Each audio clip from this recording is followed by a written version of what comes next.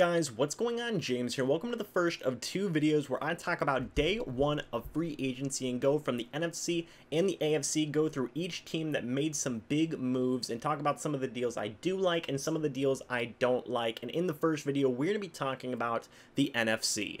We're going to be talking about these teams in alphabetical order. So let's talk about the first team, the Arizona Cardinals. And they only made one signing in day one, but I really like this signing a lot. It was former Baltimore Ravens outside linebacker Terrell Suggs. Now this guy, not only is he still going to be a presence on the field, I still think that he does have a certain bit of stuff to give on the football field, but he's an immediate presence. He's an immediate name. He has immediate respect when he walks into that locker room for this young Arizona Cardinals defense that has a ton of resources at its disposal. You have the #1 overall pick, you have plenty of cap space, and now you have a true veteran leader in a guy like Terrell Suggs. I really like this signing a lot. I feel that it was probably one of the more low-key, highly rated signings that any team has made so far in the NFC. I like it a lot. I think it's going to be very good. Definitely going to help start to build what that Arizona Cardinals defense is doing, so I am very happy with it indeed. Talking about the next team, the Chicago Bears, and there have been rumors that they're going to be linked to a guy like Le'Veon Bell. They're trying to trade away Jordan Howard, but they did none of that in the first day of free agency. They signed two players, former New York Jets cornerback Buster Skrine and former Seattle Seahawks running back Mike Davis. Let's talk about Buster Skrine real quick. I believe it was a 3-year, $18-some million deal, which I like a lot. I think it's one of the more low-key signings. Now, Buster Skrine, he's had a rough time in New York with the Jets. He really got a little bit overpaid, all things considered, with New York, and he really did not perform up to expectations when he was in New York. He's going to get a fresh start now in Chicago, which I think is going to do some wonders with this defense. I still think that the Chicago Bears defense, yes, while they have lost a couple of pieces here and there, I still think that they have a phenomenal thing going. When you have Khalil Mack, your defense is good, okay? Point blank, flat out, the Bears are still going to have one of the top defenses, and they get a nice, really underrated slot cornerback, in my opinion, to help continue forcing those turnovers that the Bears were so good at forcing last year. Now, moving on to Mike Davis, I think he's just going to be a backup, change of pace running back. Who knows what's going to happen with Jordan Howard? I think Tariq Cohen's pretty safe, all things considered, considering Matt Nagy used him in a ton of awesome different ways this past season. So I think Tariq Cohen, he's safe. Jordan Howard, definitely up for debate what's going to happen with him. I don't think they're going to get a guy like Le'Veon Bell, but if you do end up getting rid of Jordan Howard, I feel Mike Davis could be a really nice change of pace back. I believe it was a 2-year, $6 million deal, so not too bad, all things considered. You get to the big spenders of the NFC, and I'm talking about the Detroit Lions. Now, they made 4 deals, and I'm going to talk about the 2 deals that I kind of liked. I'm going to talk about the 2 deals that I wasn't so sure of. The 2 deals that I liked is Danny Amendola for 1 year, $5 million, and Jesse James for whatever deal he got. The details have not yet been released on that deal, but man, I like that Danny Amendola contract a lot. You get a very solid, very reliable slot receiver for 1 year, $5 million, and I know it's only a year, but that's a pretty good deal, all things considered. He has been a very reliable slot receiver option for years now, and yes, he has had his fair share of injury problems, all things considered, but when Danny Amendola is on, he's pretty darn good. So I feel you're getting him at a little bit of a bargain. $5 million isn't too bad, especially for the current going rate of certain slot receivers. Look at a guy like Adam Humphries, who just got $9 million, and look at a guy like Jamison Crowder, who just got $9.5 million. So I feel getting a guy like Danny Amendola, it's not too much of a drop-off from those guys. You're getting him at $4 million less, or $4.5 million less. Great signing, in my opinion. Jesse James, they also just got rid of Eric Ebron, the Detroit Lions did, sent him off to the Indianapolis Colts, so you needed a new tight end to get in there, and I feel that Jesse James was very underutilized with the Pittsburgh Steelers. He was kind of overshadowed by Vance McDonald, I feel, unjustly. So now that I feel that he has a chance to get a true starting caliber role with the Detroit Lions, I think that this is going to be one of the more underrated signings of this free agency period, and I feel that he's going to really shine in his new role in Detroit with Matthew Stafford. Let's talk about the 2 signings I didn't like real quick, and that is Justin Coleman at 4 years, $36 million, and Trey Flowers at 5 years, $80 million. You're giving Justin Coleman $9 million a year, and you are giving Trey Flowers, I believe, $16 million a year. That's a lot of money. Now, talking about Justin Coleman first, I really don't like this move. I'm very much scratching my head about it because from everything I've read that's been reported and from all the articles I've read, Justin Coleman is a slot cornerback.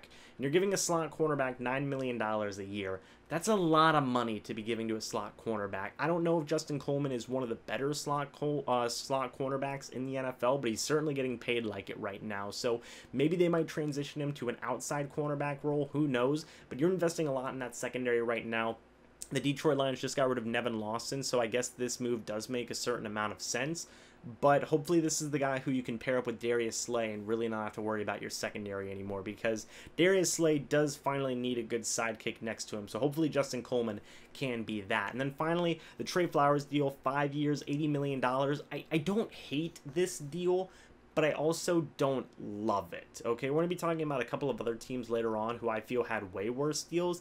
But this deal, man, you're giving him so much money. You're dedicating so much money to Trey Flowers. And honestly, we don't know how he's going to do outside the New England system. Obviously, we're going to have to wait and see. Matt Patricia was obviously the former defensive coordinator to Trey Flowers, so that certainly is going to help out a lot. But he's going to need a strong supporting cast around him. Now the Detroit Lions are investing a lot into their defensive line. I believe Ezekiel Ansah is still with the team. I could be wrong, but regardless, they are investing a lot of money in Trey Flowers alone, so he has to start panning out. He did do a certain amount of good in New England. We just have to see if it's going to translate over, because there has been a certain theme of players that leave New England, they go off and they do not perform. When I'm talking about the AFC, I'm going to be talking about a certain offensive lineman who is going to be a very risky move for a certain AFC team. But right now, Trey Flowers, he might be the riskiest move in the NFC's column right now for day one of free agency.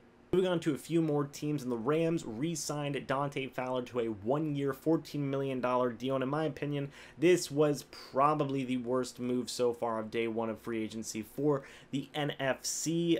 It was just, I don't trust Dante Fowler that much at $14 million a year. He has had his good moments, and he has had his very good stretches, especially in the postseason. He was looking pretty good, but $14 million, I just can't agree with that kind of price tag. And I know there's going to be people who say, well, James, that was what his fifth-year option was going to be anyway, so it's not like anything's really changed. And fair point, that was what his fifth-year option was going to be, but I still don't agree with giving Dante Fowler $14 million a year. Just taking a look at it, I feel that Trey Flowers is a way better pass rusher, in my opinion, than Dante Fowler, and you could have only paid $2 more million a year and you could have gotten him. Now, obviously, two different positions and whatnot. Trey Flowers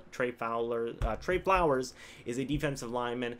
Dante Fowler is an outside linebacker, but still, I feel the pass rushing capabilities are still kind of the same there, and I feel that you could have gotten a better option for either as much money or less money. So this is probably the worst signing so far of day one, in my opinion, from the NFC. Talking now about the last few teams who made some really big moves. First off, the Philadelphia Eagles, Malik Jackson, 3 years, $30 million. This defensive line continues to do some amazing things, and that's just another example of it. The Jacksonville Jaguars cut him, and the Eagles swooped in. Still paying him a lot of money, to be fair, but I still feel like Malik Jackson still has a lot to offer in terms of his ability. He's one of the better interior defensive linemen in the league, and I feel at $10 million, that's a pretty darn good price. So I feel like the Eagles did a relatively good job here. Moving on to the San Francisco 49ers, the big move that they made was signing former Buccaneers middle linebacker Quan Alexander to a 4-year deal, $54 million, $13.5 million a season. And, you know, Quan Alexander, he has the injury problems and he has the inconsistencies, and that's something to worry about if you're a San Francisco 49ers fan.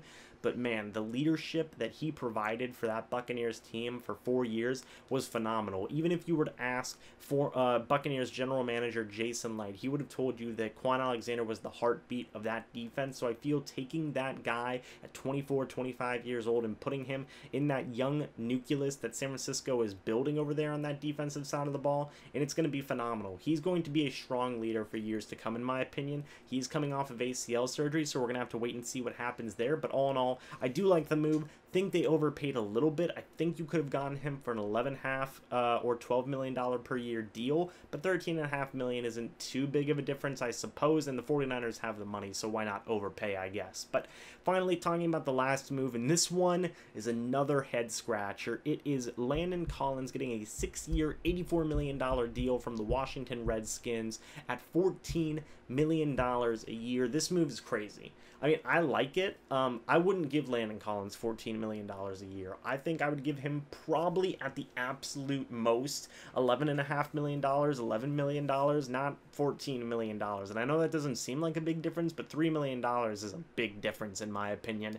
So all in all, I like Landon Collins a lot, and it certainly is pretty interesting that he's going to go from one NFC East team to another NFC East team, but I do feel the Redskins overpaid.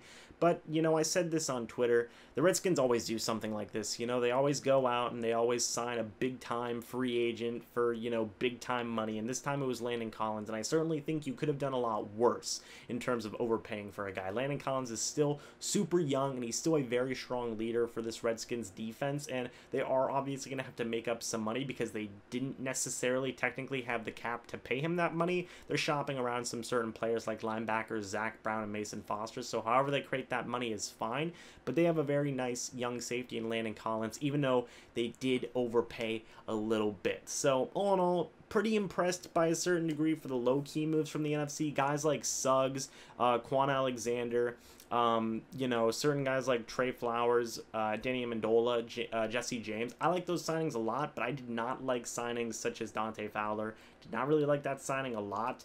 I also didn't really like the signing of Justin Coleman. Those two signings really stuck in my craw. I really just didn't care for those signings at all. But all in all, pretty decent time for the NFC. There have been a lot of teams who didn't make a lot of moves. I'm counting only 7 teams who made signings in day 1 of free agency for the NFC. So that's pretty interesting. 7 out of 16 teams only made moves, so expect a lot more things to get done in day 2 of free agency from the NFC. But anyway, thank you guys so much for watching this video. In the next video, I'm obviously going to be talking about the AFC, where a lot more things happen, but they might not all be positive things. So anyway, thank you guys so much for watching this video. Hope you all enjoyed, and as always, I'll see you in the next video or the next live stream. But until then, and as always, goodbye for now, and go Bucks. I'm still going to say it, go Bucks.